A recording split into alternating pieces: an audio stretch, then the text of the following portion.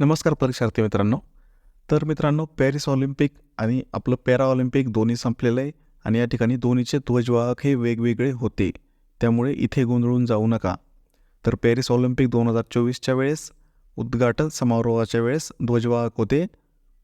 महिला ध्वजवाहकमध्ये PV सिंधू ज्या badminton खेळाशी संबंधित आहेत, तर पुरुष ध्वजवाहकमध्ये शरद कमल हे टेबल टेनिस या खेळाशी संबंधित आहेत. तर समारोहाच्या वेळेस ध्वजवाहक या मनू भाकर होत्या, ज्या नेमबाजीशी संबंधित आहेत, आणि पुरुष ध्वजवाहकमध्ये PR श्रीजेश हे होते, जे हॉकी या खेळाशी संबंधित आहेत.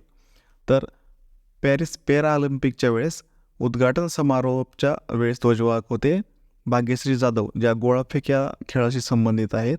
तर पुरुष ध्वजवाहकमध्ये सुमित अंतिल, जे भालाफेक या खेळाशी संबंधित आहेत. तर पॅरिस पॅरालिम्पिकमध्येच समारोहाच्या वेळेस ध्वजवाहक होते महिला ध्वजवाहकमध्ये प्रीती पाल, ज्या धावणे खेळाशी संबंधित आहेत, आणि पुरुष ध्वजवाहकमध्ये होते हरविंदर सिंग, जे तिरंदाजी या खेळाशी संबंधित आहेत. ठीक आहे.